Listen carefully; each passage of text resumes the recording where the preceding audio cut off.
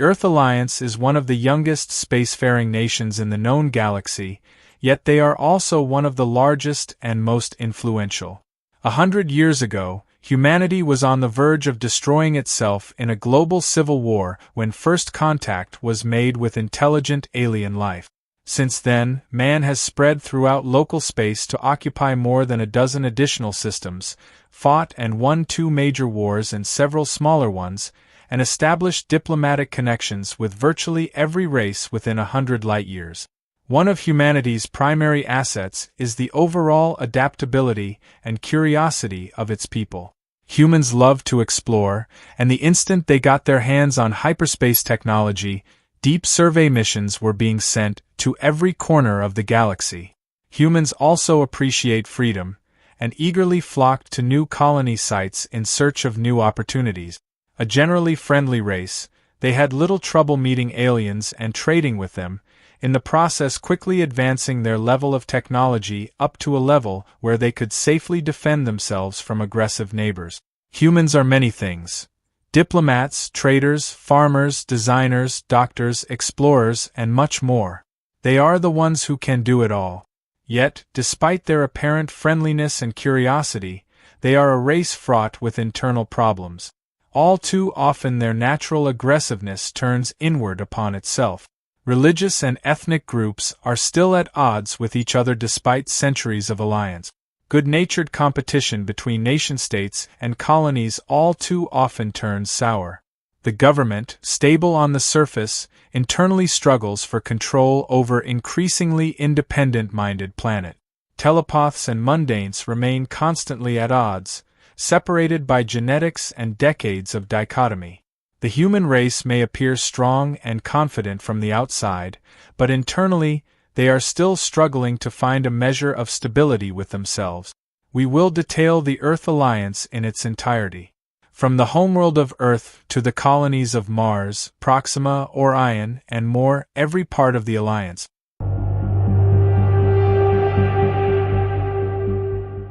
The middle years of the 21st century saw a world in constant turmoil. Wars of varying intensity were commonplace, and terrorism became the primary tool for those nations or organizations not large enough to challenge their rivals through military force. The United Nations, which should have risen to the forefront of stability, proved not only unable to exert any influence, but to even determine what its own role should be. As a result, its power, if, indeed, it ever actually had any, was mostly ineffectual. What the globe truly needed was a unifying force with the will to police the planet. Sadly, it took an event of truly world-shattering importance to finally bring about the necessary changes. In 2080, growing tensions between India and Pakistan finally flared into war. While India possessed a higher population and greater resources than their smaller neighbor, the Pakistanis were better prepared and made significant advances during the opening clashes of the war. However, the front quickly stabilized and all hopes for a swift resolution began to wane, forcing both countries to call upon their allies for support. The United Nations once again proved unable to exert any influence of significance, and provided little more than a central location where diplomats could spout rhetoric and argue with each other. At the end of the first year, no less than 12 different nations were involved in the hostilities in one form or another. Pakistan was at the forefront of a powerful trade alliance between many of the former Russian states that earned independence after the breakup of the Soviet Union in the late 20th century. Without exception, these countries, Afghanistan, Turkmenistan, Uzbekistan, Kyrgyzstan, Tajikistan, Azerbaijan, and Armenia, with the notable exception of Georgia, began to send troops and equipment into Pakistan to replace losses that nation's industry could not quickly construct. While individually their military power was limited, they proved quite effective when united. In response, India called upon its friends in Bangladesh and Nepal to join the fight, and began to put pressure on the Chinese to intervene. China had no great desire to get involved in the conflict. Their economy was stretched to its limit with the task of supporting its nation's swollen population of over 3 billion citizens, many of whom were growing increasingly dissatisfied with their way of life.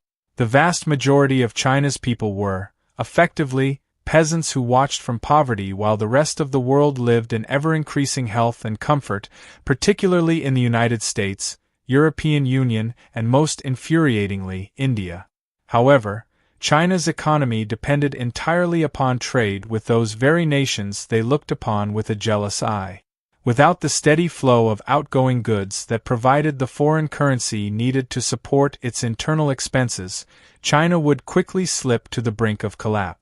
The United Nations urged China not to get involved, and indeed, the government in Beijing knew full well they could not afford it, but in the end several factors convinced them to fight. First and foremost, they could not let India lose, or the interruption of trade would weaken their economy to the point of no return. Secondly, the promise of victory would provide a morale boost to China's population and allow for further suppression of dissenters among the citizenry. Anyone who complained would be labeled a traitor and eliminated. Finally, a quick success in the conflict would give China the opportunity to seize some of the assets of the defeated enemy, as well as drain Pakistan's treasury to pay for any war reparations. In fact, if things went perfectly, China might even annex certain resource-rich areas of territory as spoils of war. The United Nations might complain, but what could they do? To this end, China began pouring troops across the Pakistani border in early 2082. Pakistan had no chance to stop these advancing armies. If they pulled troops away from the Indian front, that line would shatter and all would be lost. In desperation, and indeed with no other choice available to them, Pakistani aircraft dropped 3 low-yield nuclear bombs atop the advancing Chinese spearheads, utterly annihilating them. Reaction from the world was one of immediate outrage and panic. Global stock markets collapsed overnight as the threat of nuclear annihilation loomed. Fearing further strikes on Chinese territory, the government in Beijing ordered the launch of 12 nuclear missiles into Pakistan, but these never reached their targets. Instead, all of them mysteriously exploded at the highest point of their ballistic trajectory. A second strike also failed, as did a counterattack by Pakistan's few existing ballistic missiles. Although long-range attacks were somehow rendered impotent, cruise missiles and tactical artillery shells were successfully exchanged, leaving the border between Pakistan and China a devastated wasteland. Limited nuke strikes also occurred within India itself, on or near the front lines, but both sides resisted the temptation to start destroying each other's cities. Within the United Nations, the use of nuclear weapons by the warring powers was the object of heated debate. The Security Council produced a resolution condemning further use of such weapons, but this was summarily ignored. In response, the United States, Britain, and Russia unilaterally cut off all trade and financial support to the entire area. China's government collapsed within days, and its people exploded into a long, smoldering revolution. With no central command left to guide China's vast armies, each field commander took the opportunity to proceed as they felt necessary to suppress the revolt.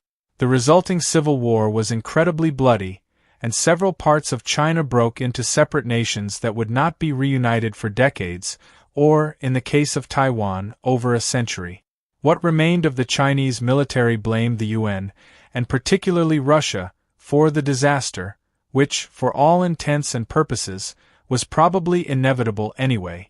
The generals commanding China's remaining forces came together in mid-2082 and agreed, after examining intelligence reports gathered from dubious sources, that Russia had set the whole thing up as a prelude to invasion.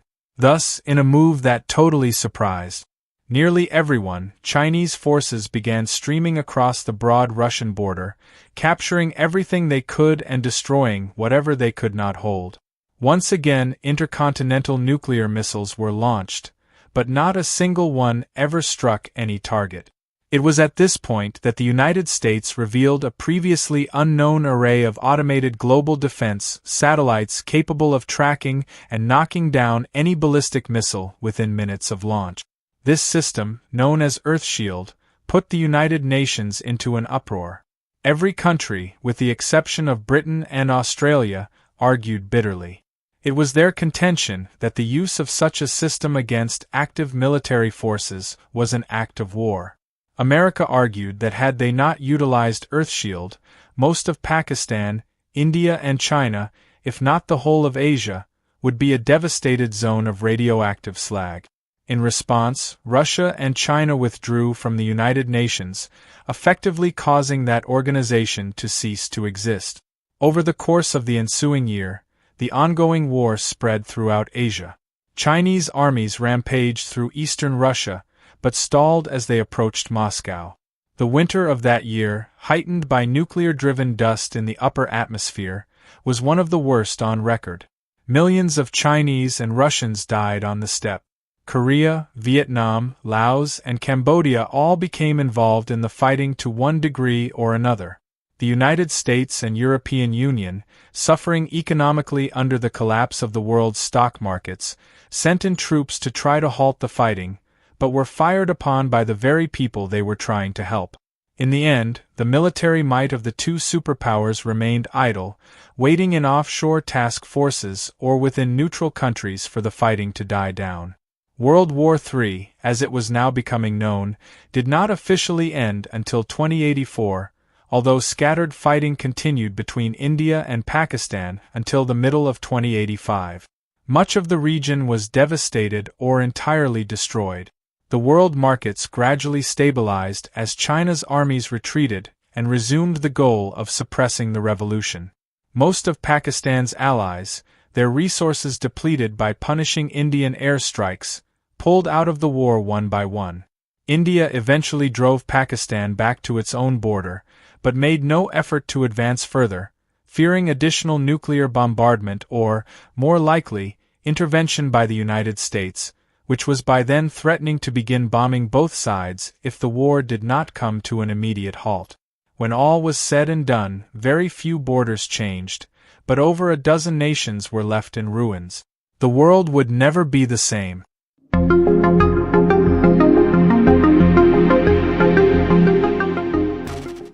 Very few people on the face of the earth escaped World War III without some direct effect on their way of life. The nations involved in the fighting were but shadows of their former selves.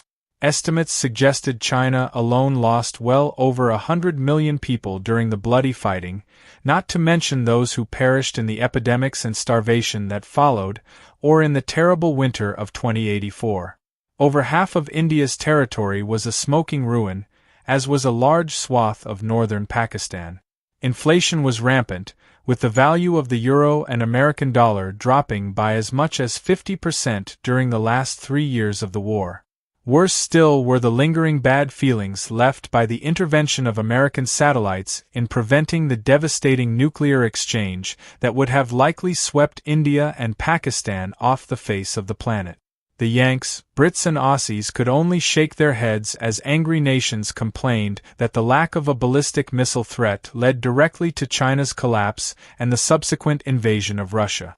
Plus, the argument went on, the existence of such a system presented a direct threat to freedom the world over. After all, if a missile could be destroyed in flight, why not just about anything else?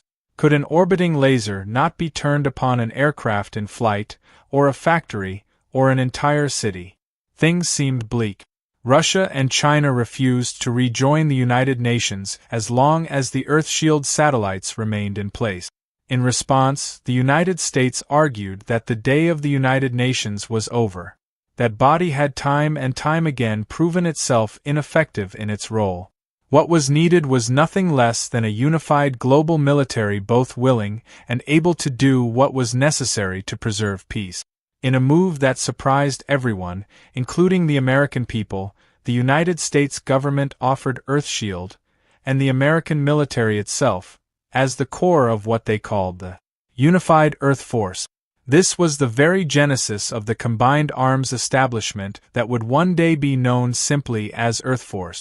Under the broad and visionary, if overly ambitious American plan, a new organization would be created that would, at some distant point in the future, evolve into the first truly global government the world had ever seen.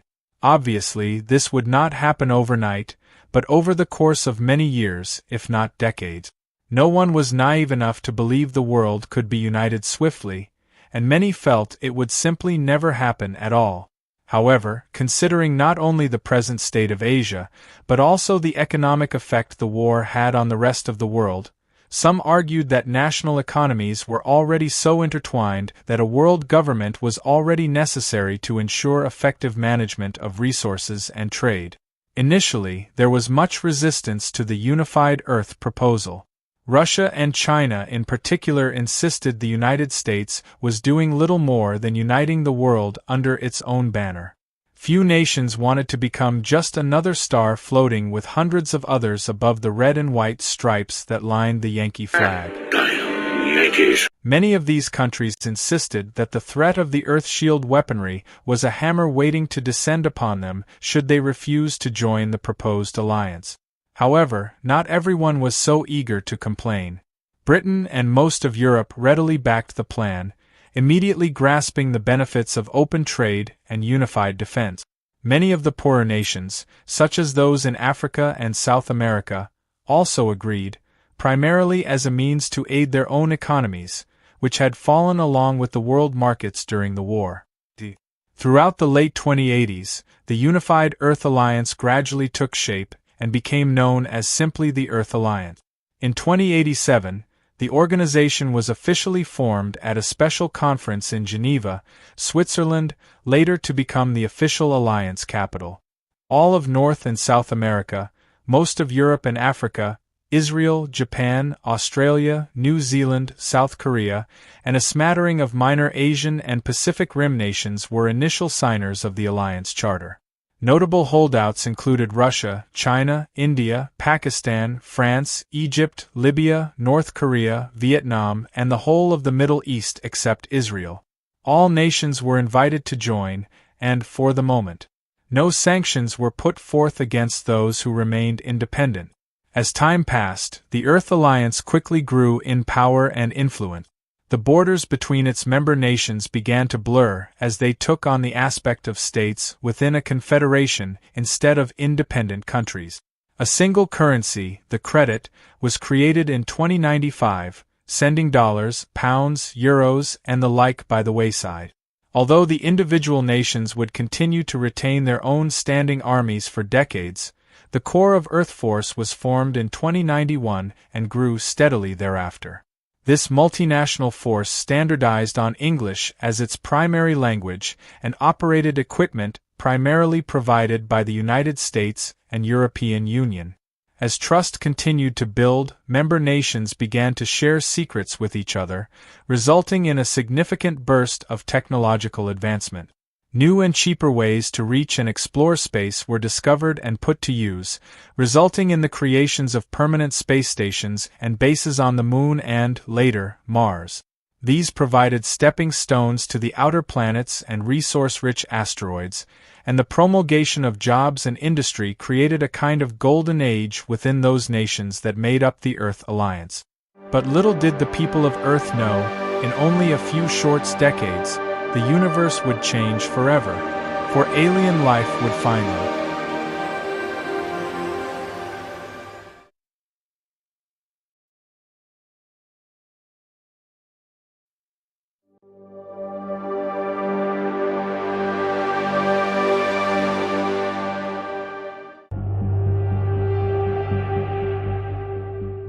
From outside the increasingly affluent alliance, the holdout nations looked on with growing disdain, jealousy, and greed. Resisting this growing power became more and more difficult.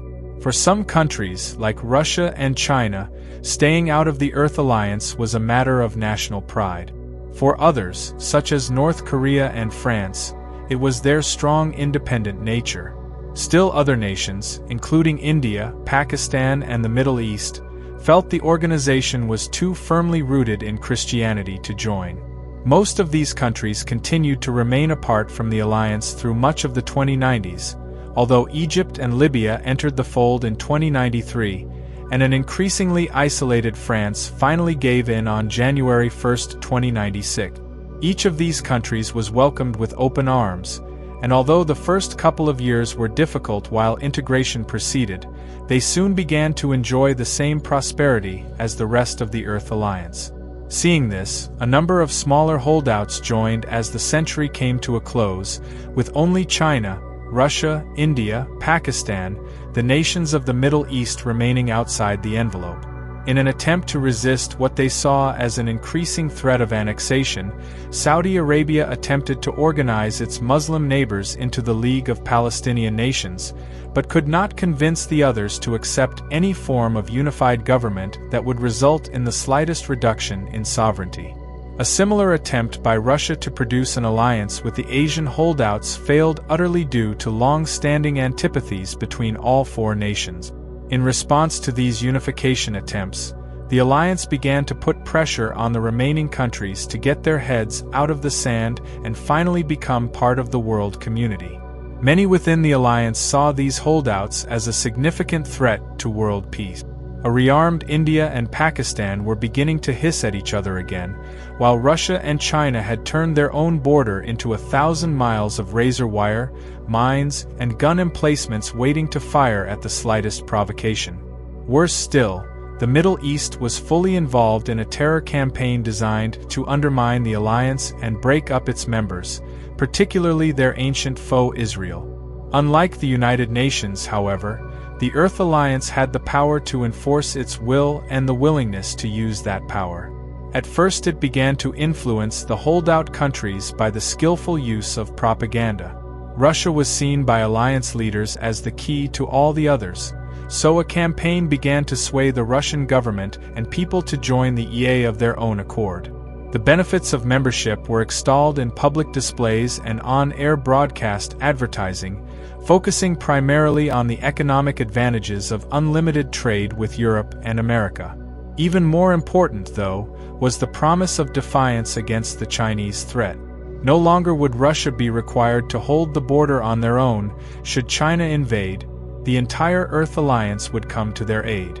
In the end, Russia swallowed its pride and agreed to join the Earth Alliance at the start of 2101. As soon as that announcement was made, China, convinced that Russia would rearm with Earth Alliance technology and then crush their longtime rivals once and for all, chose to jump the gun and launched an immediate invasion.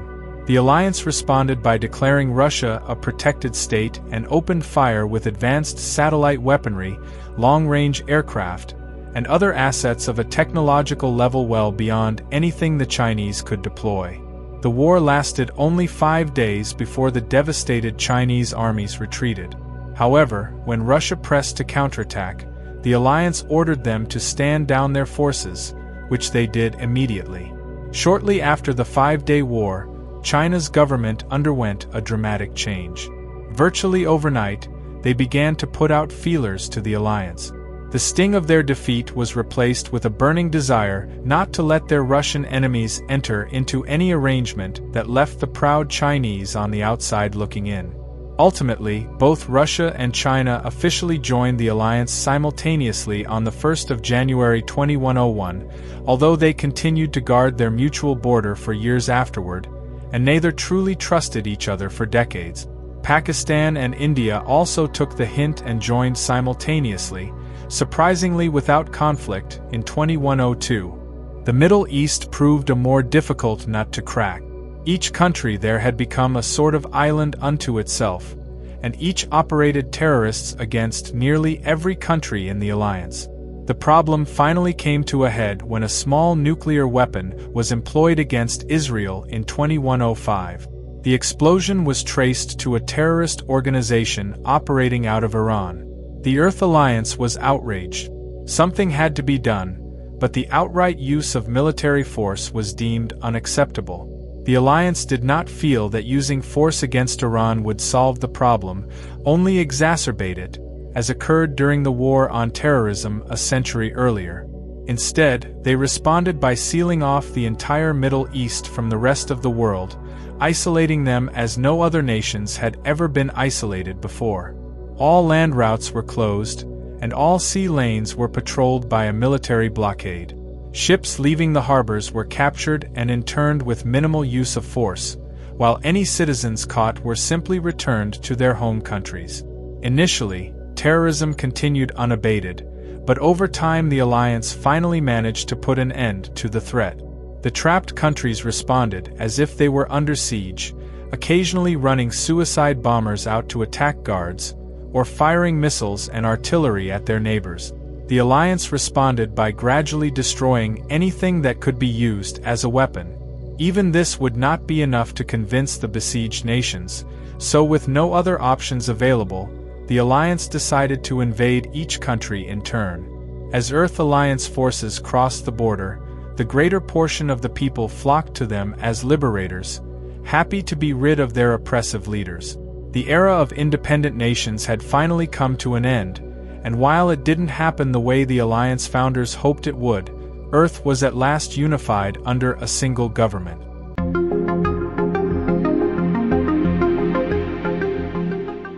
Although all seemed to be going well for Earth, this was not entirely the case. Not every nation appreciated the way the Alliance conducted its affairs. The old nationalities were difficult to forget, after all. For every decision made that benefited one area or region, someone else felt slighted, or grew jealous of someone else's perceived prosperity. Nowhere was this more apparent than in the Alliance's early forays into space. The United States and European Union had pursued space programs long before the formation of the Earth Alliance, and thus were naturally far ahead of all other countries. The Russian and Chinese programs were woefully behind following World War III, while no one else had the technology base to put anything significant into orbit. Worse still, the Alliance made a far-sighted error in continuing to operate their space exploration efforts from within America and Europe instead of expanding into other nation-states. As a result, the work performed in colonizing the Moon and Mars became seen as a matter of American and European pride instead of something the entire Earth Alliance could share. As the Alliance moved gradually into space, civilian investments naturally followed.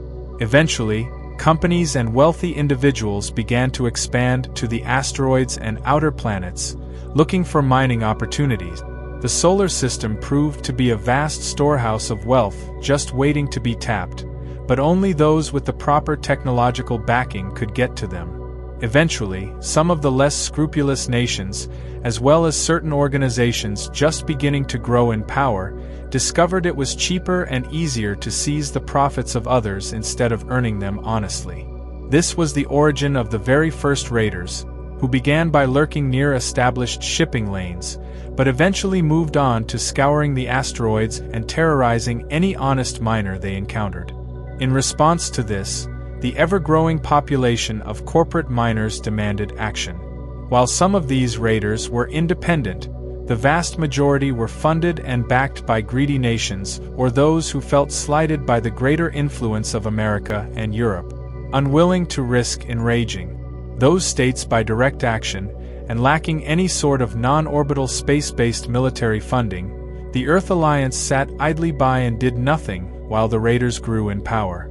Frustrated, the miners, now referring to themselves as Belters despite the fact that not all of them operated in the traditional Martian-Jovian asteroid belt, began arming their ships and fighting back. This resulted in an arms race and the development of the first organized raider band. To counter this, the miners created the Belt Alliance, a group of like-minded Belters dedicated to defending its members against piracy in all forms. By the mid-2120s, this new organization became quite formal, requiring membership by all Belters and operating under a code of honor that required all miners to answer distress calls from fellow prospectors. The old tradition of staking a claim and then earning all the wealth that strike offered was discarded in favor of a group-sharing program with bonuses for those who worked harder and found new opportunities. In many ways, the Belt Alliance became a union that shared its profits and provided for its own defense. It was on its way to becoming the first privately owned military force in space, even going so far as to construct its own fighters.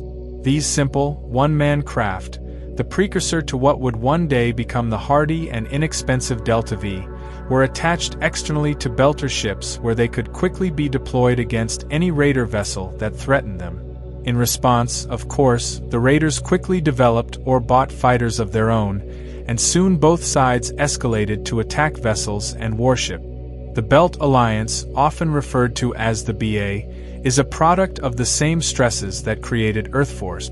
The two organizations are often thought of as half-brothers, although in fact, one has a strictly military purpose while the other does not. Where Earth Force is concerned with defending the Earth Alliance and all its interests, the Belt Alliance exists solely as a means to support civilian and corporate shipping. Indeed, the Belt Alliance had its very origins in the corporate sphere. Once the asteroid belt was opened up to civilian prospectors in the early 2100s, various rival corporations sent teams out to secure the largest and most valuable asteroids, Ceres, Vesta, Pallas, Juno, and many others discovered centuries before by telescope. Some of these huge rocks were as much a kilometer across, though most were far smaller. Once a suitable target was claimed, the corporation set up a mining outpost, using Martian industrial colonies as a base of operations and as clients. While most of the larger asteroids were quickly taken by corporations, thousands of smaller ones remained, and not just in the belt between Mars and Jupiter. The solar system literally swarms with chunks of debris and cometary material left over from countless millennia ago, and it was this that independent belters sought out with abandon. Many of these early prospectors became quite wealthy, and in much the same way as the gold rush of the 1840s drew hordes of miners to California, the outer solar system was soon inundated by would-be belters. Sadly, as the number of viable asteroids rapidly declined and the possibility of instant wealth dwindled to a memory, many of these poverty-stricken prospectors turned to piracy. The Belt Alliance originated as a consortium of private companies who agreed to share resources and arm their ships against the growing organization of raiders in the outer system. As raiders became more and more sophisticated and the size of their cartels grew, the Belt Alliance stepped up its own development, eventually expanding to the point where it achieved independence from any one group of corporations. By now it was more like a union, using dues and membership fees to finance the addition of weapons to otherwise unarmed freighters and mining craft. In addition, mercenary pilots rushed to join the newly created fighter corps, eager to see action and make a name for themselves. By 2126, the Belt Alliance was large and strong enough to apply for legal corporate status, which was granted. Now legalized and legitimate, they attracted tremendous business to themselves and to Mars, where factories now turned out space fighters by the dozens. Even this, though, was unable to stem the tide of raider activity, which threatened to expand out of control. What few knew was that many of the companies on Mars that produced and sold arms for belter use were simultaneously arming raiders on the side, turning a tidy profit by acting as middlemen for both. They were, in fact, putting on their own war, all in the name of money. Sadly, this fact did not come to light for many years. In the meantime, incidents began to mount, and raiders became bolder. In 2129, they attacked and seriously damaged a large mining station on Ceres, killing half the workers there and making off with almost 6 months' worth of processed ore.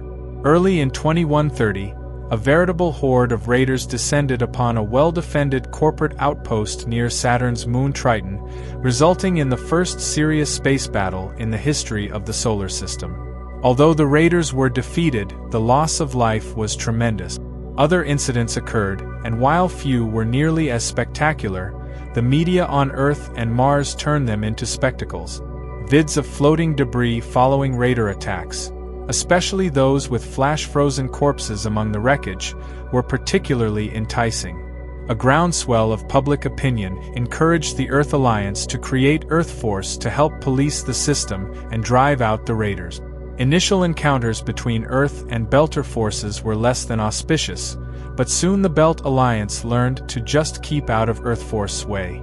The power of the pirates was soon broken, and once the major cartels were defeated, Earth Force began to root out their suppliers. The trail led back to Mars, but of course by then most of the profiteers had departed with their ill-gotten gains.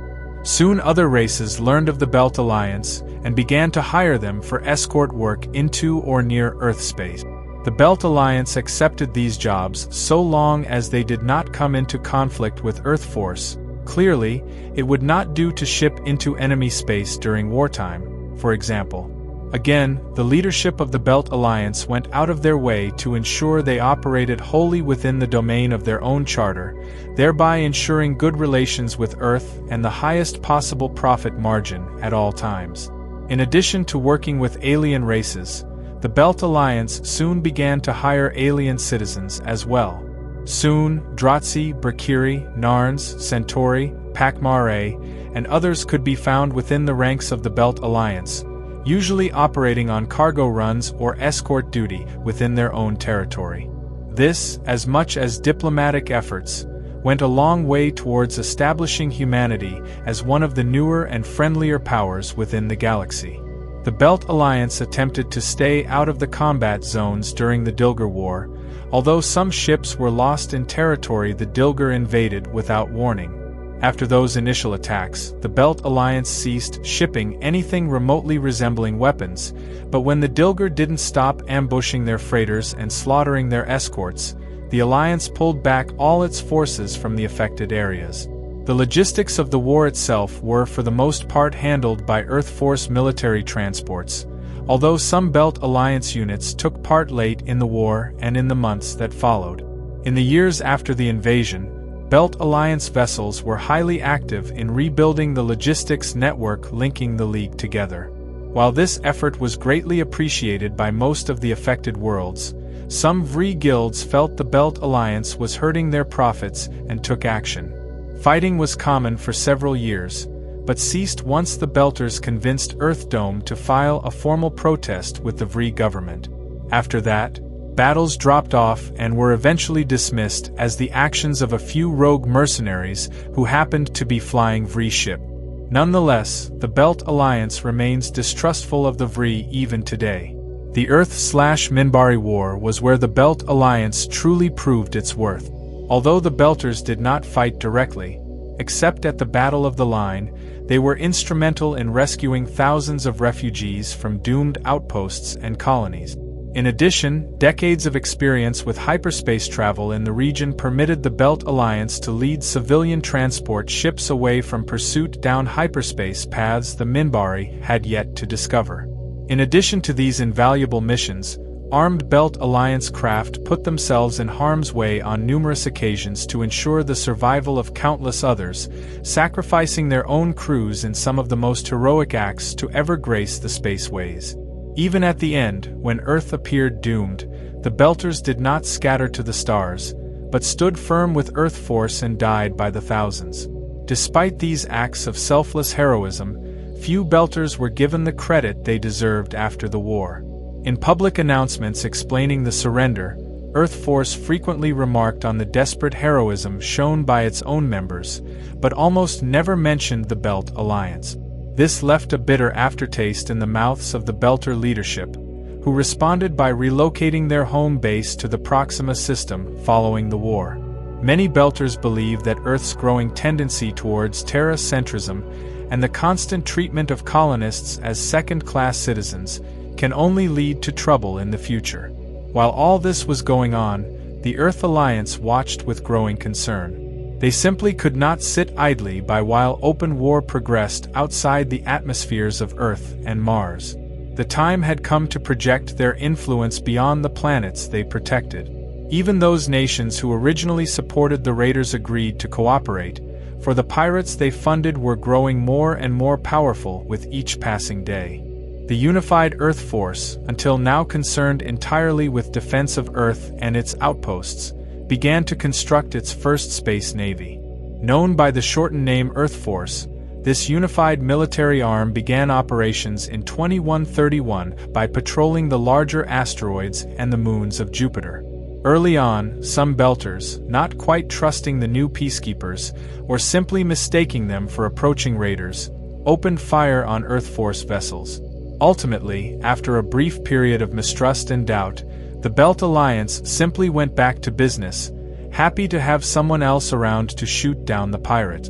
Although Earth Force was eventually accepted and even welcomed amidst the outer planets, the Belt Alliance did not simply disarm. Earth Force police ships and fighters could not be everywhere, after all. However, the Earth Alliance could not simply allow another military force, even one as decentralized as the Belt Alliance, to exist. Such a force might eventually challenge their sovereignty. In the end, a treaty was signed prohibiting the Belt Alliance from operating anything other than light fighters and small escort craft, in exchange for greater numbers of police vessels and established military outposts where Belters could retreat if attacked. In the end, Earth Force rooted out and destroyed most of the pirate organizations currently in place in the solar system. Some did survive, primarily by becoming nomads and operating in concert with turncoat Belters who sold transit schedules on the side. Still, for the most part, peace was achieved, and a period of rapid expansion began. Yet, despite this seeming prosperity, the core of the Earth Alliance seethed with discord. But as things in the outer planets seemed to be coming under control, old problems back on Earth would start rearing their head once again. But on the brink of another world war, an event would take place that would change humanity's place in the universe forever.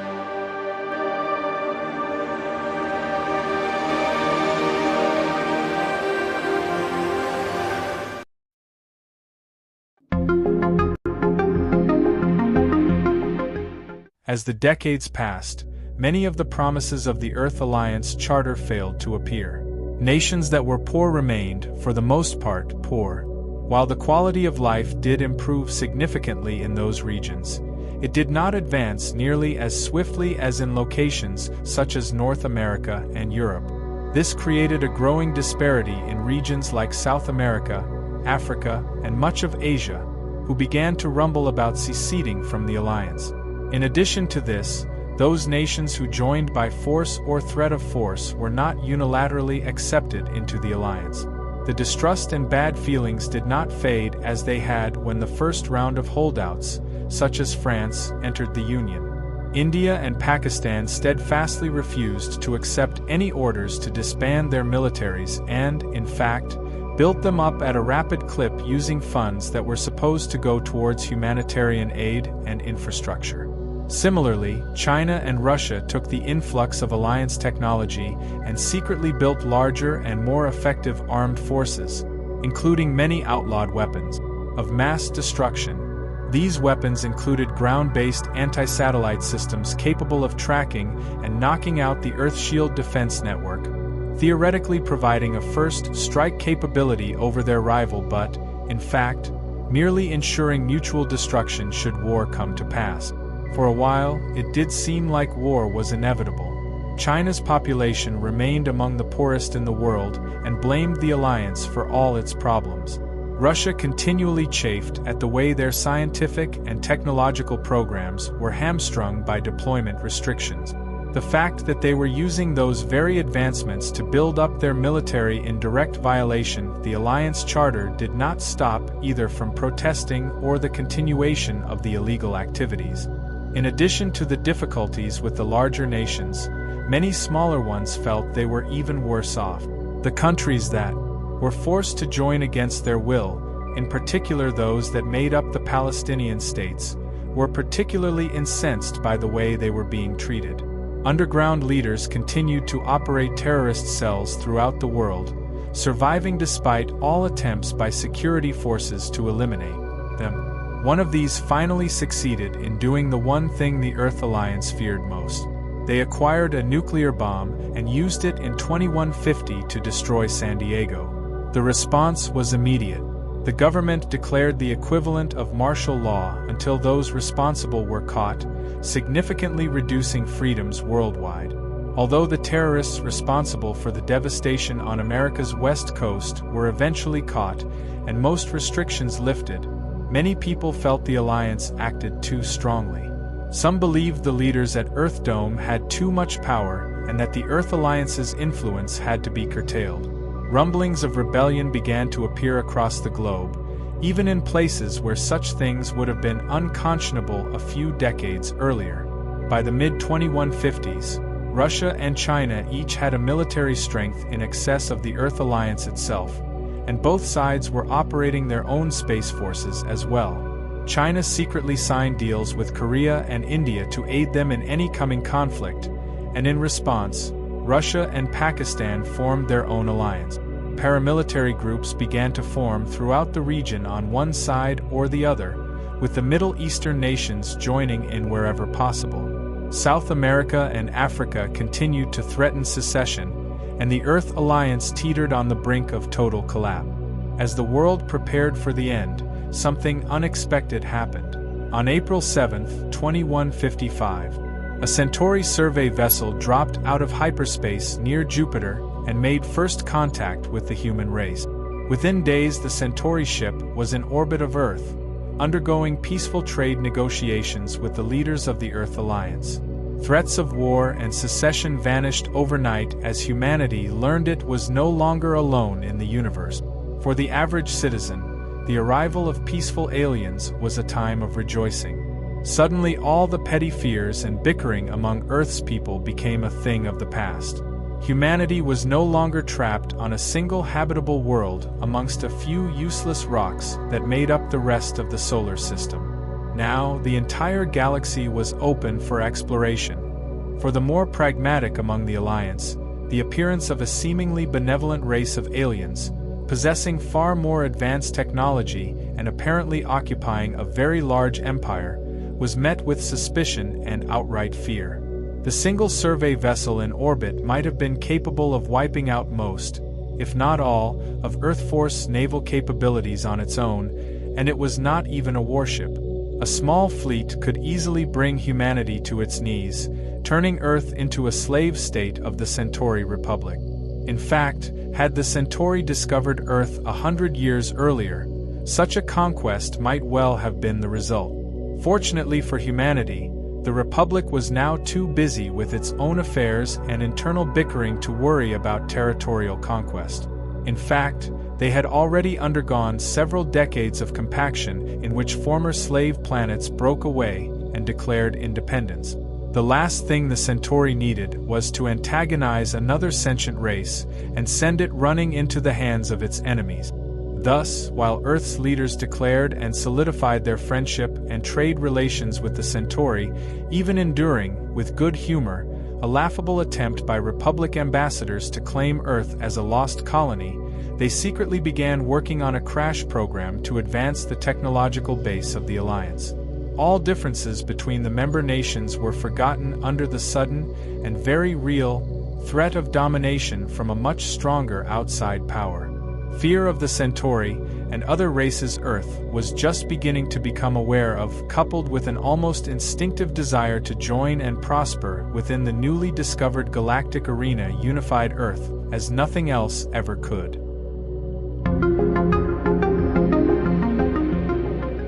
Although the Centauri survey ship claimed to represent the Republic as a whole, in fact they were little more than a splinter group of profiteers flying the flag of House Jado. Totally uninterested in conquest, they saw Earth simply as a means to increase revenues for themselves, not the Republic through foreign trade. Since the naive Terrans knew nothing about the galaxy, House Jado took it upon itself to instruct its new partner in the ways and means of interstellar relations. The Earth representatives sent on these first diplomatic missions to the stars smiled and nodded as the Centauri of House Jado extolled their virtues and pointed out the failures of their rivals among the many other races that seemed scattered throughout nearby space. Publicly, the Earthers pretended to eat this up, while in fact, they gathered information with a remarkable level of impartiality and returned to deliver their reports to the intelligence-starved government in Geneva. From these early missions, the Earth Alliance discovered several facts. First, there were dozens of alien races out there. Second, none were particularly close to Earth. Third, most of the star nations were so bogged down with their own problems that they had no reason to bother with conquering a measly little backwater like Earth. And finally, should that attitude change in the near future, Earth force would have no chance of defending the homeworld from enslavement or destruction. After a brief period of debate, Earth's leaders met in secret session and decided upon a course of action designed to bring the fledgling alliance into a position of strength in the least amount of time. Because of Earth's distance from most of the stronger alien races, and the fact that even the once mighty Centauri Republic had managed to miss finding them for centuries, the Alliance felt it had a window of opportunity to carve out a foothold in the region before someone stronger came along to seize that territory for themselves. This goal was extremely long-term, and Earth's leaders knew it would take decades to achieve, but they had little choice. Unless they expanded quickly and built up their military, they would be at the mercy of a greater power. Turning the Earth Alliance from a single system into a galactic empire required more than just a lofty ideal and a far-sighted goal. It required a plan eventually referred to as the Aegis program. Aegis was described on paper as a means to protect humanity from any threat, but was, in fact, nothing less than a blueprint for expansion and rapid growth. The leaders in Geneva decided that 3 R's were needed: reconnaissance, relations, and resources. And they were needed now. To accomplish the first goal, Earth Force formed the Deep Space Exploration Command. The first mission of this auspicious organization would be the generation and verification of a comprehensive map of nearby space. The DSE Command began by collecting information from Centauri databases, and verifying this with trips to as many systems as possible. When the Centauri finished constructing a jump gate in Earth orbit in 2159, Earth wasted little time in dispatching their first generation of extrasolar spacecraft to learn the tricks of navigating hyperspace and following beacons to established gates without the aid of the Centauri. To the surprise of these early explorers, many of the systems they encountered were unexploited, simply acting as transfer points for Republic exploration ships as they searched for established races with whom to establish relations. Several viable planets were located and earmarked for future colonization, including Earth's closest neighbor, Proxima Centauri. The second key R, relations, was given to a team of diplomats referred to as the First Contact Committee. This group began by signing a treaty with the Centauri, actually just House Jado, but that was enough for the moment and initiating the flow of trade goods. From this beginning, Earth started to reach out to those nearby races who also traded with House Jado. Lacking any ships capable of visiting these distant nations, the First Contact Committee initially leased space on Centauri vessels, and soon after purchased a pair of smaller craft outright, in order to reach whomever they could. Rather than trust a Centauri interpreter, the cautious Alliance diplomats learned languages on their own prior to departure, ensuring that no possible misunderstandings could result. In this way, Earth made peaceful contact with a dozen nearby races during the early 2160s, including the Markab, Vri, Deneth, Mentabans, and even the more distant Brakiri and Dratsi. However, they did not meet several others, who were either unknown to the Centauri or not on speaking terms with them. These included the Chlonus, Kolani, Torata, Corlions, Yolu, and, regrettably, the Minbari Federation. The final requirement, that of resources, was not so much assigned to any part of the Alliance as it was opened up to whomever wished to exploit it. In much the same way as the Americans opened up their West to anyone who could stake a claim and develop the land, the Earth Alliance opened up nearby space to whatever corporation could locate and secure the resources it offered. In addition, huge bonuses and payoffs were given to those with the wherewithal to acquire technology from whatever source presented itself. Hundreds of private companies sprang up overnight and rushed out into space in the mad hunt for profits, while behind it all the Belt Alliance initiated a steady expansion of its own. It was the Belt Alliance that would quietly form the backbone on which the Earth Alliance was built. But as the Earth Alliance grew, it would be only a matter of time before they encountered a hostile force, and this encounter would prove to be deadly.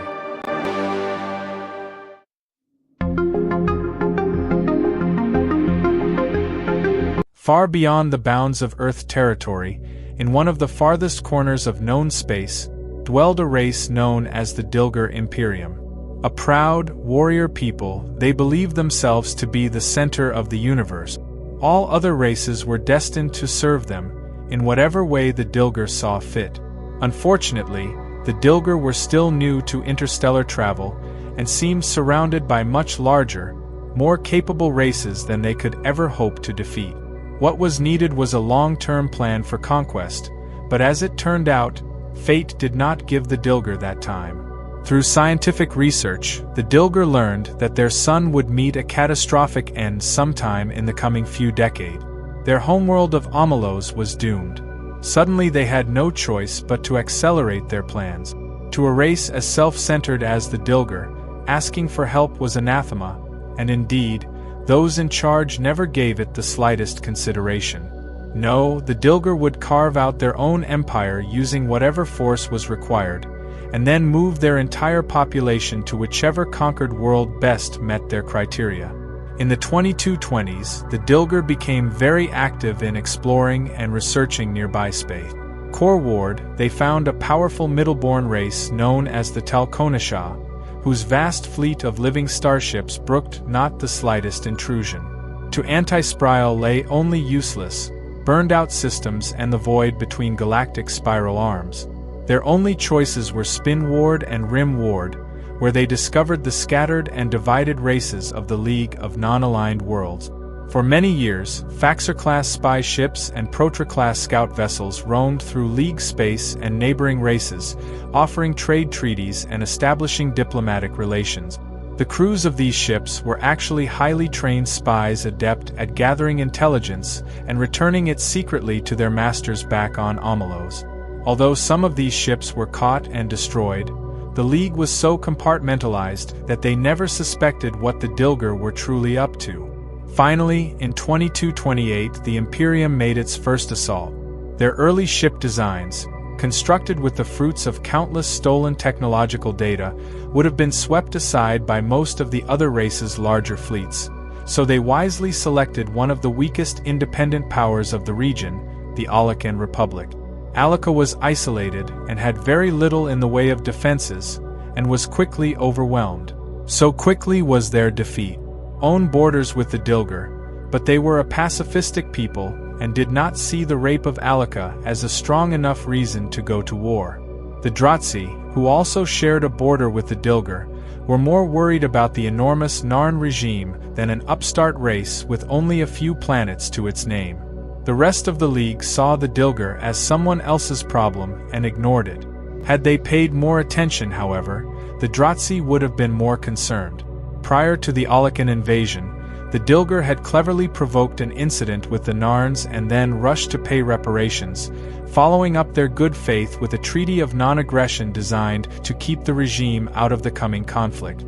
The ploy worked to perfection, and the Dilger invaded both Drazi and Abai space simultaneously in 2230, without fear of aggression by the much larger power towards the Rim. Initial successes were met on both fronts. The Abai, who occupied only one colony of any significance, eventually fell back to their homeworld and circled the wagons there, under the guns of their powerful and well-shielded fortifications. The Drazi also fell back initially, opening up some of their frontier worlds to horrible atrocities by the Dilger, but eventually counterattacked and stabilized a front line. The Dilger, unwilling to sacrifice the immense resources required to break through and utterly destroy their foes, instead settled upon a plan whereby those two borders would be used to initiate and train new crews, test newly designed weapons, and the like, while veteran forces continued to advance into League space. After all, the clock was ticking for the Dilger, and neither the Abai nor the Drazi possessed a planet capable of supporting the entire population of Amelos. After all, the clock was counting down for the Dilger and its doomed sun. The Abai worlds were unsuitable for the entire population of Amelos, while the size of the Drazi freehold precluded pacification in a timely manner. The Imperium, therefore, pushed deeper into League space. Thus, in a move that would seem foolish to anyone not comprehending the desperate nature of the Dilger, the invaders pressed their attack further into the League. They occupied the surface of Belows, driving the Belosian people into the underground, where they operated as a guerrilla force for years. From there, the Dilger advanced on Tirith, driving out several races with claims to that system's vast resources, 1Z, and then proceeded to attack those very races directly. Even the powerful, much older Hayek were unable to stand up to the ferocious invaders, instead retreating to their homeworld in much the way as the Abai had done. There, the Hayek retreated behind their bases, keeping the Dilger at bay with powerful long-ranged laser guns. Rather than assault this position and suffer terrible losses, the attackers simply bottled up their enemies as they had the Abai and moved on. The Dilger continued to roll up all opposition as they steadily advanced towards the rim. The Brakiri, Kasker, and Ipsha soon found themselves under attack. Even as these races were bottled up at their respective homeworlds, the League of Non-Aligned Worlds still failed to act with any kind of unity. The races of that loosely organized group simply lacked the will to come to the aid of another, each steadfastly believing that the Dilger would halt their attacks or exclude their nation. None ever thought it could happen to them, until the invasion fleet appeared along the border, by which time it was too late. When the Dilger conquered the tiny race known as the Maitok, they finally found the planet they were looking for. A powerful base of operations was constructed on the Maitok homeworld, and plans were initiated to start shipping population off Amelos to this new site. However, by now the Dilger military had become afflicted with the Conqueror's disease. After so many successes, and with no race strong enough or willing enough to resist them, they saw no reason not to press their attack deeper into the soft underbelly of the League. Further advances were made against the Dratsi, and a breakthrough force knocked the Her out of the war with one single stroke. The weak Deskari were rolled up within weeks, sending much of their population fleeing into nearby space as refugees. The Dilger took great sport in hunting down and destroying these craft wherever possible, even pursuing some of them into the fringes of the Earth Alliance. By this point, Earth Dome was becoming concerned by the Dilger drive. Early on in the invasions, a Dilger task force destroyed the EAS Persephone, later claiming they mistook it for an enemy unit conducting espionage against their military. In fact, this was another attempt by the Dilger to turn a mistake into a non-aggression treaty, just as had been done to keep the Narns out of the war. In this case, however, it backfired, as Earth saw no reason to trust a race that fired first and asked questions later. In fact, the Persephone incident did little more than alert Earth to the threat posed by the Dilger. Still, the Alliance was in no position to intervene in the invasions by itself. Earth had, to this point, never fought a war beyond its own border. They did have a significant military, however, and since they shared no disputed territory with the Dilger, they saw little risk of invasion by a race so far away. The Senate argued for months over what to do, even quietly stepping up warship and fighter production should the need arise to use them, but in the end, they chose to do nothing. Races like the Brakiri and Abai were far away, and the average citizen saw no reason to risk human lives to protect these distant aliens. Even the arrival of the Pyratinia and an escort of League ships could not change the minds of the Senate. The League envoy did, however, provide valuable technological information in the form of captured Dilger fighters, the examination of which proved instrumental in improvements to the Starfury project. Eventually, the Dilger advanced one step too far. They chose to invade Markab space. The Markab were one of Earth's strongest allies and best trading partners, and more than that, they shared a significant border with the Alliance. From either Tyre or Markab itself, the Dilger could then directly threaten Altair, one of Earth's primary jump nexuses.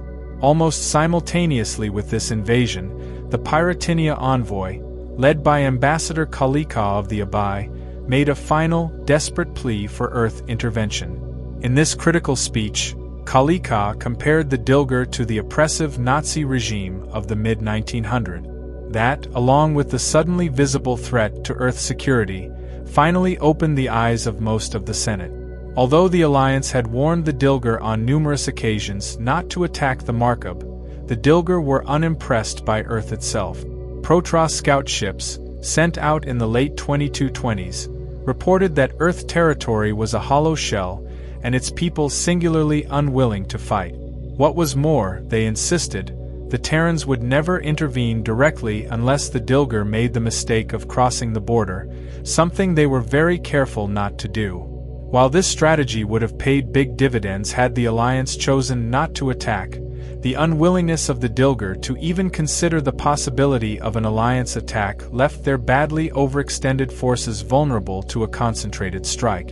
Shunning diplomatic niceties such as a declaration of war, the Earth Expeditionary Force crossed the Markov border and engaged Dilgar fleets in early 2232. In doing so, they took the Imperium completely by surprise. Although militarily they perhaps possessed the strength to resist Earth's early attacks, they were already at the fringes of their supply lines. What was more, the Imperium had awakened in the Markov a desperate need for revenge. The deeply religious Markov declared a jihad against the invaders and threw themselves against Dilgar with unfettered fury.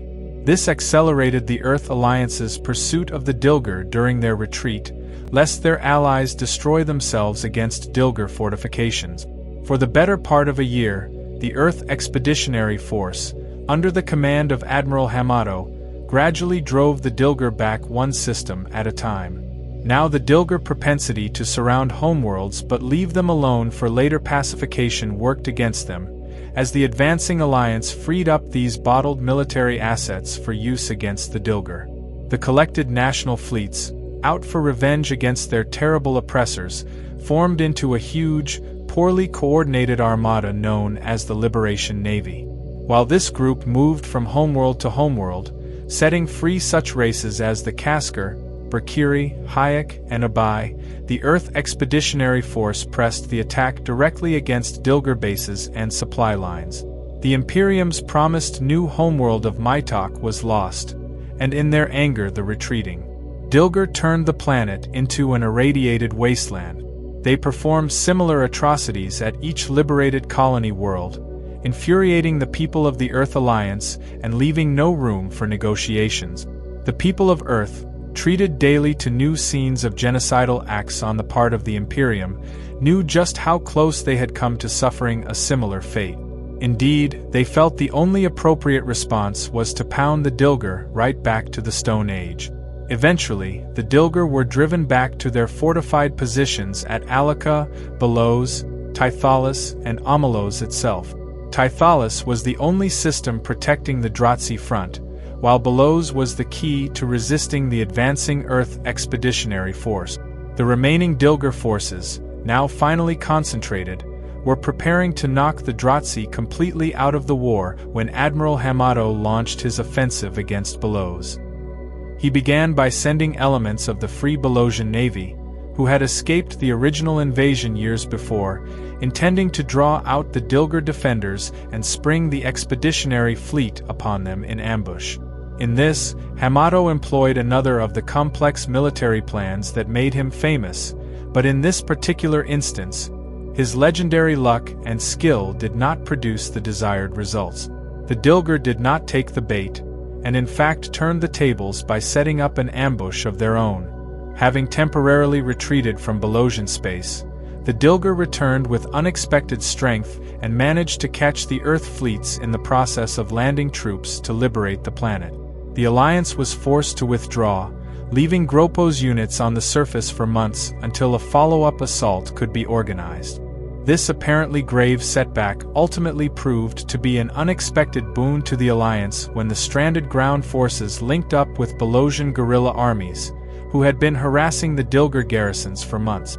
Natural underground dwellers, the Belosians and their new and well-equipped Gropo's brethren became quite a thorn in the side of the occupying army, and when Hamato launched his second strike, they simultaneously sabotaged command and control centers, ground batteries, and communication stations, crippling the Dilgar defense effort. The Dilgar naval elements put up a valiant fight, but in the end the might and fury of the Earth fleets was too much to resist. The Dilgar retreated for good, sabotaging their fortifications at Belos and Alaka, and pulling back to their fortress at Amelos. after the Drazi took Tythalis, they were suckered into an ill-advised assault on the homeworld, which was repulsed with heavy losses. The Dilger hoped, in vain, that the sheer firepower of their defenses would be enough to make at least the Terrans reconsider. They were wrong. In late 2232, the assault on Amelos began. This battle was perhaps the most ferocious, vicious fight ever seen in known space. No quarter was asked by either side, and none was given. Crippled craft routinely rammed enemy units, and both sides employed numerous weapons of mass destruction. Admiral Hamato was killed when his flagship was smashed by a suicide attack, but in the end his forces won the day. The Dilger were defeated, with only a few ships escaping into hyperspace. Most of these were later hunted down, but the one containing War Master Jadur, perhaps the worst of the war criminals, was never found. The victorious League forces imposed sanctions against the Dilger intended to prevent them from ever taking aggressive action again. All surviving Dilger citizens were rounded up and quarantined on their homeworld, and orbital satellites were placed to prevent any military construction or space flight of any kind. The victors remained unaware of the impending doom the Dilger faced, a fact the Dilger strangely allowed to remain hidden. In 2235, the secret came out, as the stellar event the Dilger scientists predicted came to pass. All life was scoured from the face of Amelos, driving the Dilger fire right out of the universe. With the end of the Dilger, Earth became a major power in the galaxy. The League, Narn and even the Centauri openly admitted that the new Earth Alliance was now a force to be respected.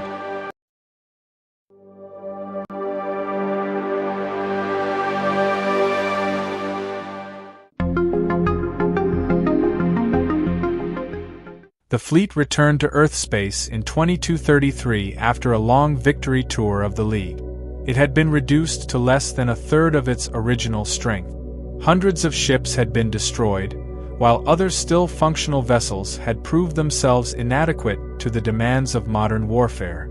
Still, the Navy had learned a great deal about space combat, while salvaged ships from the Dilger and League fleets brought new technologies to Earth Force R&D.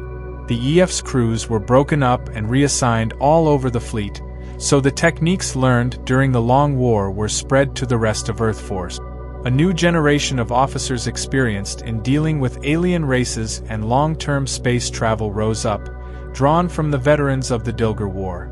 During the war, the Alliance also developed and deployed the Starfury Nova, a craft made possible through the direct application of technology taken from captured Dilger Thoruns.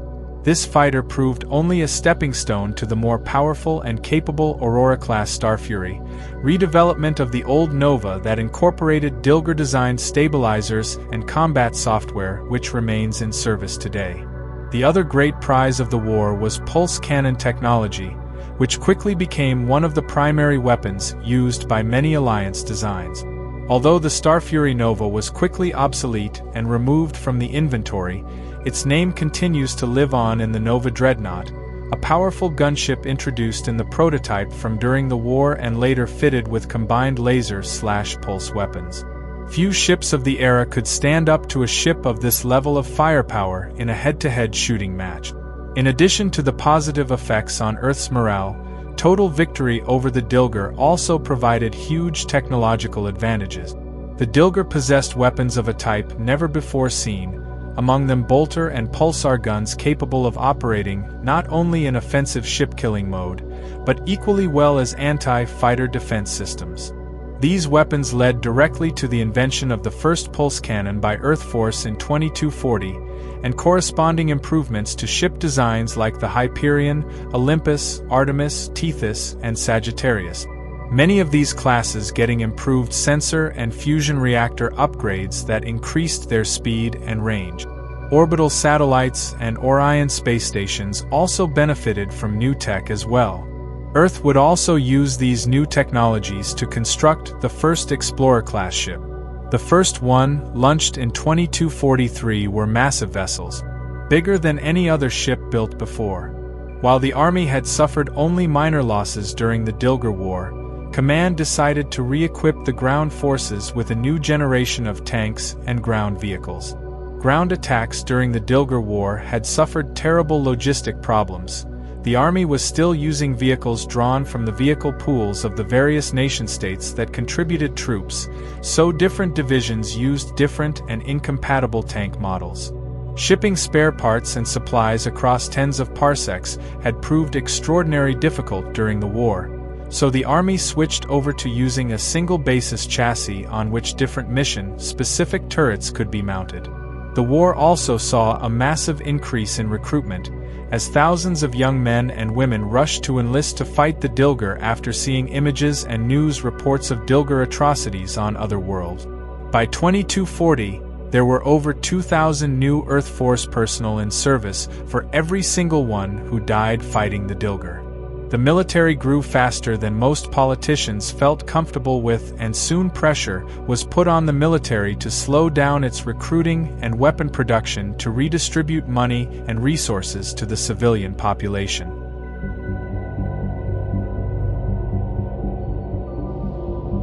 The victory over the powerful Dilger was indeed a time of great rejoicing. The Alliance had, over the course of only 70 years, gone from a nation just beginning its first interstellar forays into one powerful enough to fight and defeat an advanced force that had all but conquered over a dozen established races. In the process, they effectively established themselves as one of the dominant powers in the region, taking their rightful place alongside the Centauri and Narns and earning the respect of both races.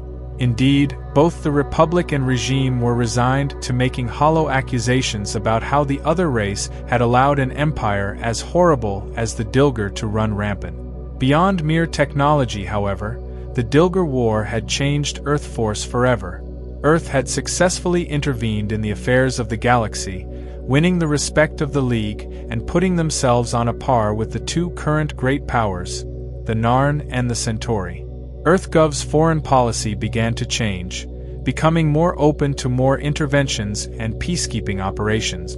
New ship designs were tested in clashes with Drazi rebels, with raiders, during the hunt for the surviving Dilger, and in dozens of minor police actions within and just outside the borders of the Alliance. The period following the Dilger War is often looked upon as the golden age of Earth Alliance power and influence. The races of the League all but fell over themselves in the rush to thank and reward the valiant Terrans, who sacrificed so much to liberate alien races many light years from their own territory, and in some cases whom they had never even met. Generous treaties were formed with most of these appreciative nations, and the Alliance was quite helpful in reconstruction efforts when possible. Some of the more xenophobic nations feared the Terrans would attempt to occupy and hold some of their captured territory, but these fears proved groundless. Earthdome had no intention of hanging on to systems located so far from their own borders, turning over the responsibility of guarding Amelos to the League in 2233 and formally abandoning all their logistics stations over the next several years. Some of these facilities were scuttled, while others were purchased by League races or fell into the hands of one power or another. One forward logistics base, located in the Tirith system, became the headquarters of the Tirith Free State, one of the more civilized raider bands, who used it to set up an independent nation of their own. Earth's economy was not harmed by the Dilger conflict, but in fact showed remarkable improvement.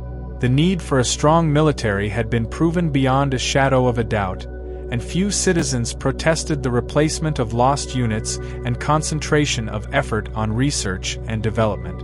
Exploration, which came virtually to a halt during the Dilger invasion, resumed with a vengeance following the war.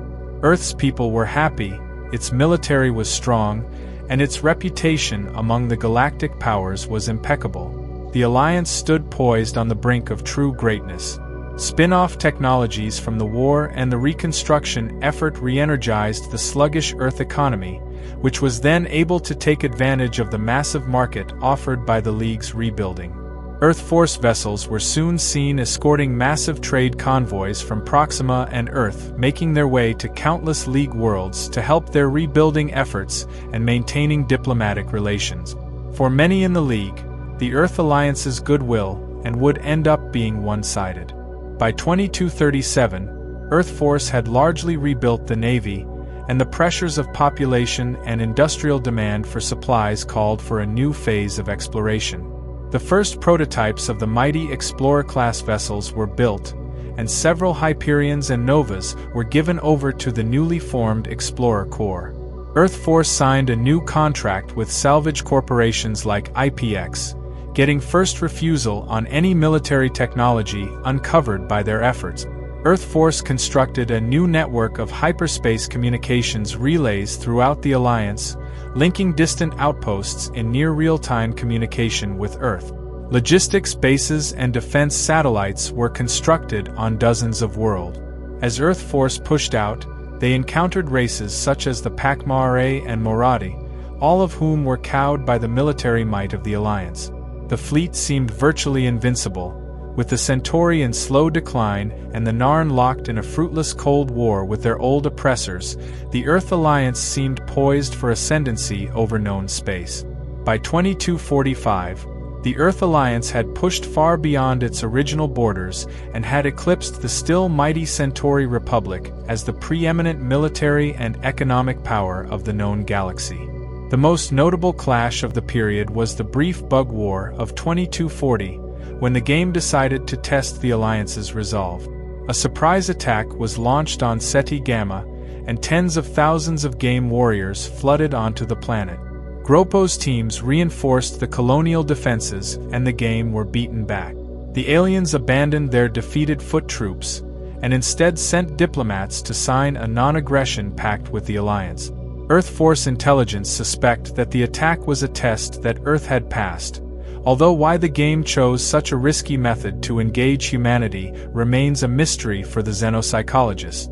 Following the end of the game attacks, Earth also had to deal with a small incursion by a race called the Sodon. This race was nomadic and came from the rimward edge of Earth space.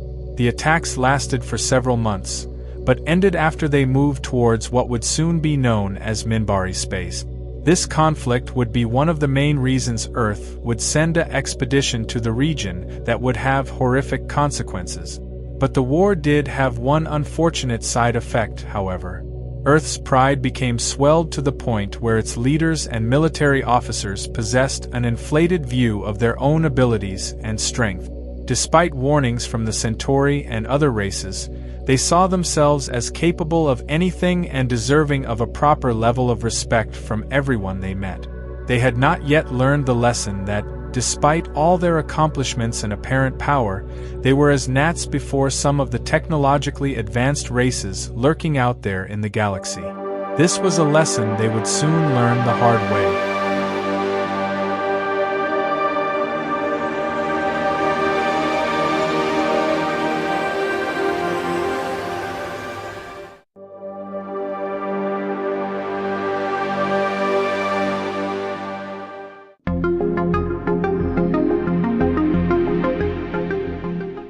As Earth exploration continued to expand, they began to hear rumors of an advanced but reticent race known as the Minbari Federation. So far, Earth intelligence personnel had known little or no contact with this mysterious people, despite the fact that they all but shared a border. The nature of hyperspace along Earth's spinward fringe did not lend to easy travel, and so most surveyors gave the region a wide berth. However, as hyperspace exploration became easier and less dangerous, Earth vessels started probing the area with greater interest. One such group was the Prometheus Task Force, led by one Captain Jankowski, a seasoned veteran of the Dilger conflict who believed Earth's forces superior to anything else in the galaxy. It was unfortunate that such a man chanced to be in command of the first military force to encounter the Minbari, for that race, too, was equally confident in its own technological superiority. Worst of all, among the Minbari flotilla was the flagship of the Grey Council, which at that very moment was on a mission to explore the rim. Upon detection of the Earth Task Force, the Minbari closed with the Alliance fleet, hoping to set up a friendly dialogue. Unfortunately, communication proved impossible, as Minbari sensors were so powerful they overwhelmed the unprepared Earth network, shutting down circuits and deactivating jump drive. Captain Jankowski believed this to be a hostile act and put his ships on alert. When the Minbari ships entered firing range with gun ports open, a traditional show of respect among the Minbari warrior caste, Jankowski panicked and opened fire. The close-range salvo crippled the Valentha, the Grey Council's flagship, and killed Dukat, the chosen one and spiritual leader of the Minbari people. In the resulting confusion, Jankowski was able to withdraw his forces, but the damage was done. In that single act, he aroused in the Minbari a terrible thirst for vengeance. With a singleness of purpose, the Minbari people moved to make the humans pay.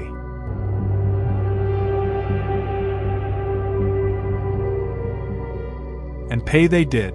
The Minbari launched an immediate search for human worlds, which they so far had not bothered to map. They tracked Jankowski back to his base and destroyed everything they found there, but in the process the jump beacon was cut, denying the Minbari access to much of Earth space. This forced the enraged Federation to scour the region and gave the Alliance much-needed time to shore up defenses and maximize production. In this the Alliance hoped to buy enough time to fend off the Minbari in the outlying colonies long enough to come to some sort of diplomatic solution. It was a sound plan with one fateful catch. The Minbari had no intention of talking with the Alliance to discuss matters. Spurring all contact, they instead concentrated solely on destroying Terran military forces and slaughtering Earth Force personnel. The Alliance could do nothing to stop the inexorable advance. Even the most powerful vessels in the Earth inventory were no match for Minbari forces, which continually attacked with overwhelming strength. One by one the outer systems fell. Sinzir, Vega, Cyrus, Jericho. Nothing, it seemed, could stop the avenging Minbari host. The problem was not simply one of weapon firepower. Indeed, in terms of close-range direct destructive ability, the Nova Dreadnought was perhaps the equal of the Charlan cruiser. However, the Minbari had more than just big guns in their favor. They possessed better armor, longer-range sensors, advanced gravitic propulsion systems, and best of all, a jamming system capable of preventing their inferior enemies from achieving any sort of useful weapons lock. Fighters, too, were perhaps equal in maneuverability and staying power, but the Minbari Nile, or Nighthawk, simply could not be locked onto by the otherwise capable Aurora Starfaries. This allowed Nile pilots to engage at range, carving up Starfaries before they could even the odds in a close-quarters dogfight. As the war pressed on, Earth was reduced to fighting desperate holding actions in the hopes of buying time for refugees to escape doomed outposts. Unable to turn the tide alone, the Alliance began to search the galaxy for outside help, all but begging the other powers for military or economic aid. The Centauri demurred, fearful of bringing Minbari vengeance upon themselves, and simply told the beleaguered Terrans that they were warned not to provoke that which they did not understand. The races of the League, while publicly supportive for their former liberators, knew full well that their ships would be as useful as a thrown rock in the face of a fanatic fleet of Minbari Charlans. They, too, did not send military aid, although the Brakiri and Abai did provide ships and support for evacuation and medical purposes. Only the Narns intervened directly by selling the Alliance weapons and other vital war material, gambling that the Minbari would stop at Earth and not pursue revenge against the regime. The addition of this new technology, while helpful on the surface, really did little to stem the Minbari tide. In desperation, Earth's new strategy was to evacuate all non-essential personnel and sabotage jump beacons, denying the Federation a direct path to the next colony. Despite this, the Minbari relentlessly searched along the various paths one after the other, rooting out and destroying Earth's ships with ruthless abandon. Even counterattacks aimed at cutting off supply lines failed, for the Minbari were meticulous about planting defensive forces in every system they conquered. More than one Alliance task force arrived at a fallen colony with dreams of liberation, only to be crushed to the last fighter. Sometimes word of their fate never even reached Earth, so swift was Minbari response to such efforts. The lone success in the war was that of Commander John Sheridan, who assumed command of a Hyperion-class cruiser after the death of his captain and then managed to destroy a Minbari task group flagship through a deception. Pretending to be disabled, he lured the Black Star in on an attack run and detonated pre-placed nuclear explosives in nearby asteroid.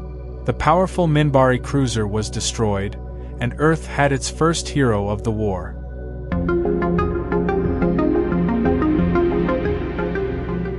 Still, even this was not enough. After a momentary pause, the Minbari advance proceeded steadily and with deliberate precision. The Alliance tried everything to halt the attackers, including desperate ramming attacks along with various traps and ambushes. The Minbari would not be fooled again. They checked every corner and turned over every rock as they drove on towards Earth. Cyrus fell, and Jericho, and soon the Federation fleets were attacking Earth's largest and most vital colony at Proxima. When contact with that final bastion was lost, the Alliance called its remaining forces home and prepared for the worst. The worst was not long in coming. The Minbari found Sol and approached with the core of their mighty armada. Earth deactivated the Io jump gate and activated an experimental solar blanketing device intended to prevent Minbari jump drives from functioning inside the asteroid belt. In the meantime, Earth Force called upon every ship or fighter capable of flying to form a line of defense around the homeworld. Earth must not fall, they declared, or it would mean the end of the human race. The line was drawn, they said, and the Minbari must not be allowed to cross. The Minbari were not deterred. They arrived in the Sol system and made immediately for the capital, bypassing Io and ignoring Mars. The latter broadcast frantic messages of its own neutrality at the incoming fleet, a move that might have saved it had the attackers not already been seeking bigger game. Although this infuriated Earth Dome, there was little the Alliance could do at this point against this traitorous act. Later, the leaders of Mars would say they did what they did in an attempt to ensure the survival of at least some fragment of humanity, but Earth knew full well they were merely seizing an opportunity to once again claim independence.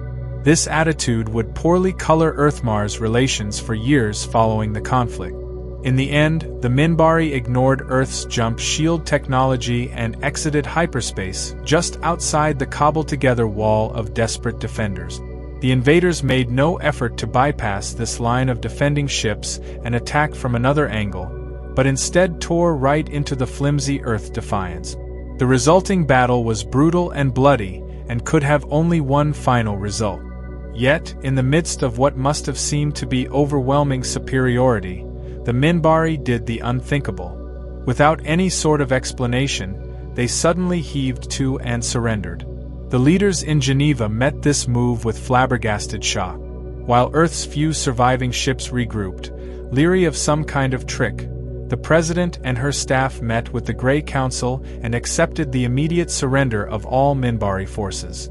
Incredibly, inexplicably, miraculously, the war was over, and Earth had won. Now came the long and painful ordeal of rebuilding their colonies and fleet. But even now, from the shadows the foundation for the next war was being laid. Not one of defense, but one of tyranny and fear.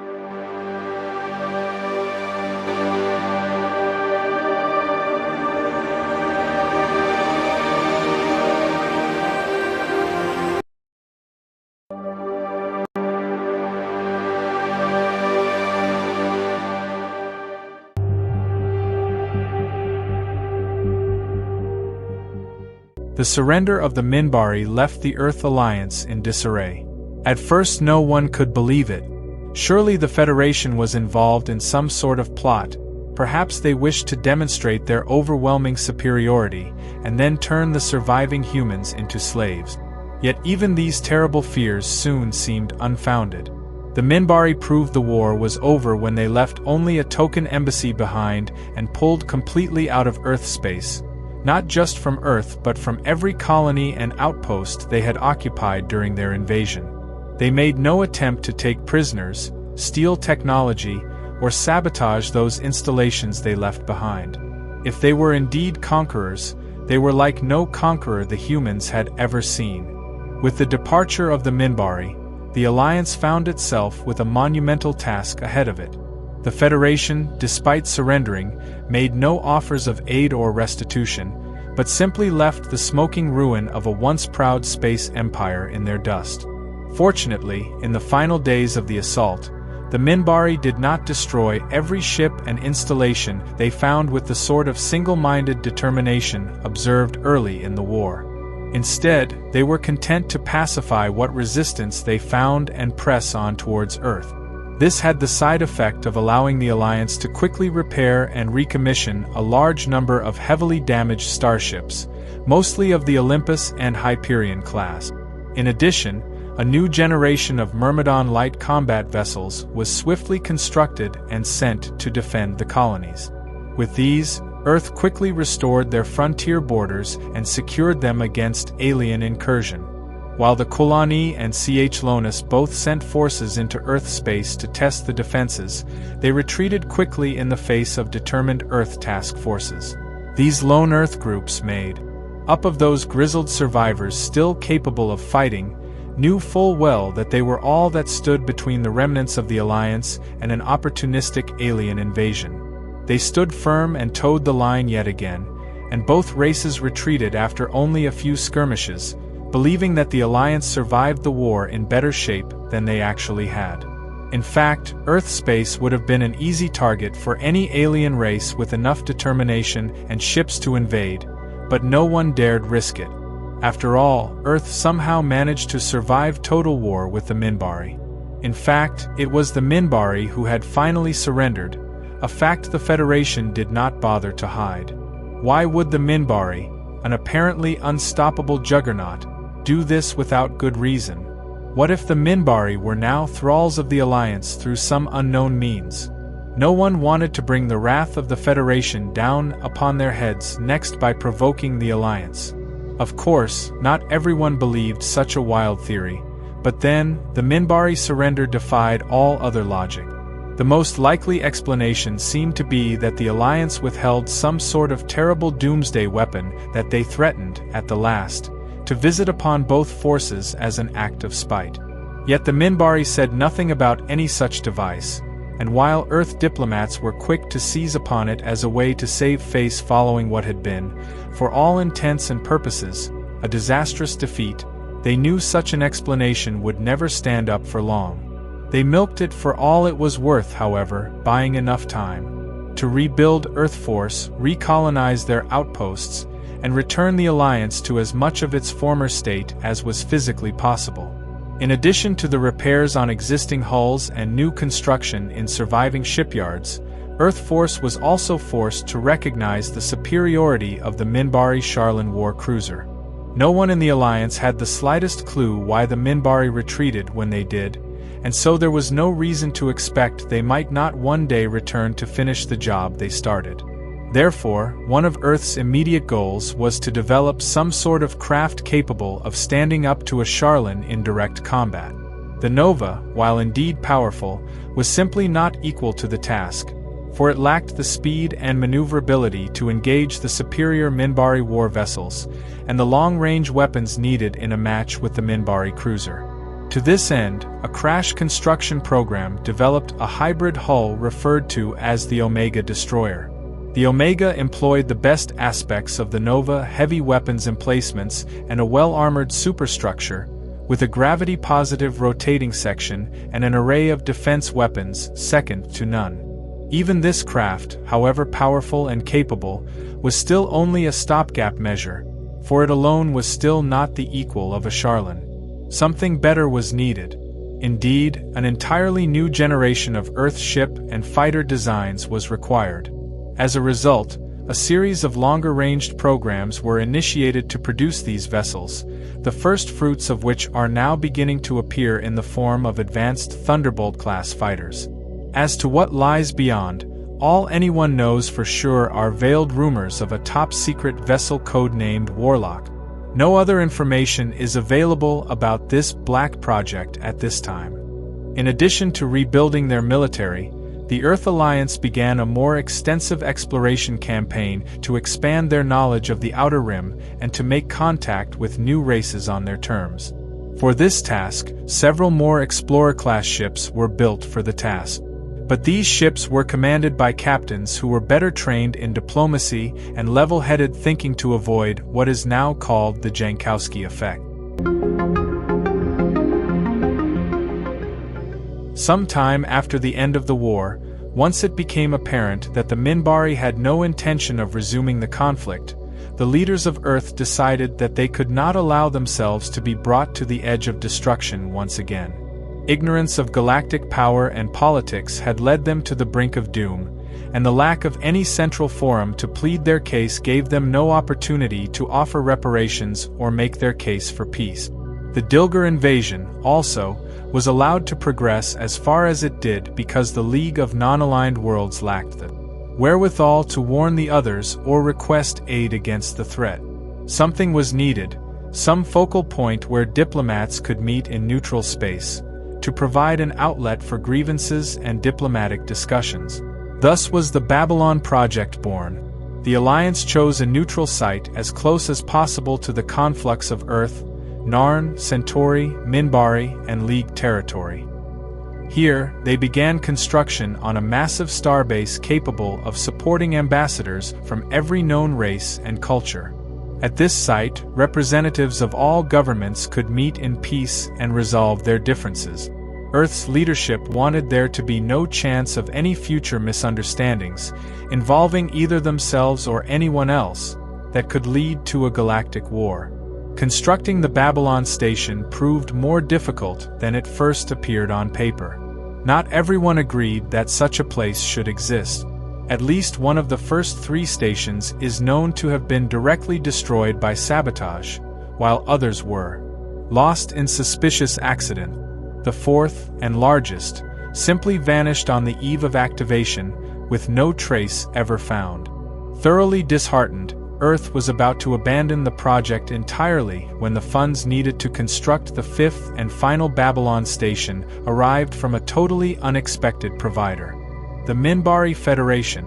The Minbari, it seemed, had their reasons for wanting the station built.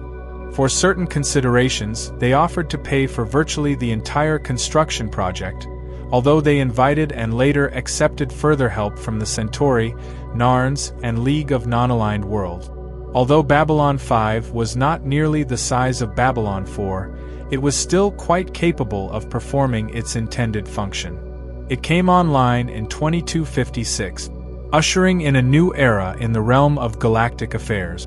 No longer did the races bicker and argue behind closed doors, or operate in a political vacuum. Now they had a place to meet and share their experiences and differences.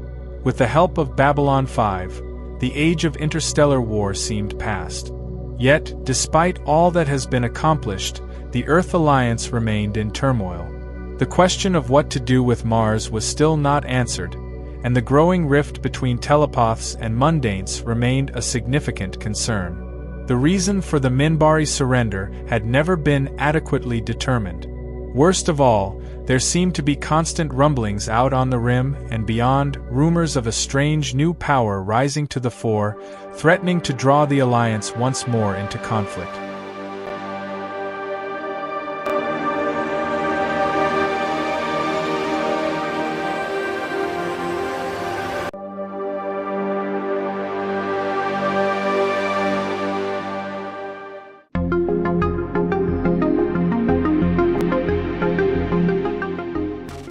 Babylon 5 came online in 2257 under the command of Geoffrey Sinclair, a war hero known for his role in the Battle of the Line.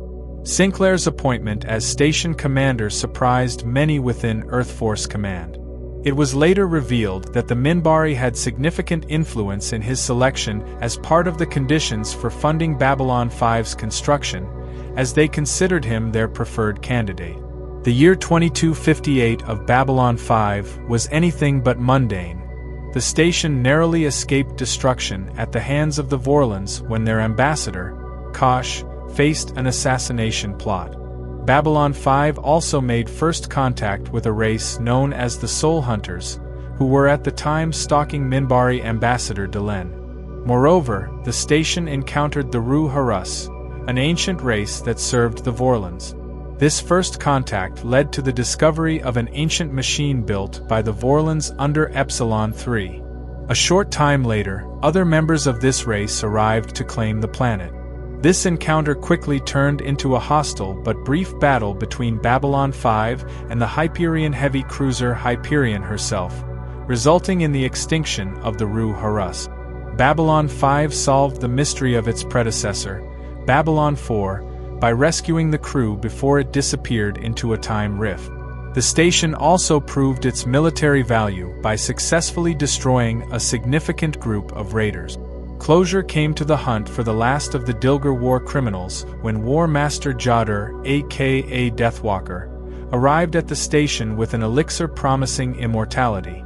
She was killed by the Vorlons on her way to Earth, marking the end of the Dilger threat in the galaxy.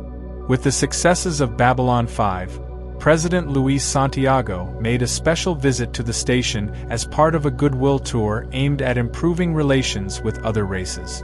During this visit, an assassination attempt occurred just as his ship, Earth Force One, was about to dock. Although this plot was foiled, it later became clear that it was not the main attempt. Station Security Chief Michael Garibaldi inadvertently uncovered another effort to kill the president but was shot and wounded by a member of his security team who was involved in the plot. By the time the station command staff realized what was happening, it was too late. As Earth Force One passed by the Io jump gate, a series of explosions ripped through the ship, killing everyone on board. Vice President Morgan Clark, who had left the ship a day earlier due to illness, quickly assumed control of the Earth Alliance and began making changes that would undo much of President Santiago's work. As 2258 came to a close, President Clark started issuing orders to restructure key leadership positions. One of his first actions was to recall Commander Sinclair from Babylon 5 and reassign him to Minbar as Earth's first ambassador. Sinclair would be replaced by Captain John Sheridan, another well-known war hero known to be disliked by the Minbari. This change was intended to help secure the station under Earth's control, as many believed the Minbari had too much influence while Commander Sinclair was in charge. As the Earth Alliance entered 2259, the Narn and Centauri were on the brink of war, and the League of Non-Aligned Worlds were beginning to turn on one another as whispers of a new power began to surface. In all, the new year would start with confusion and tragedy.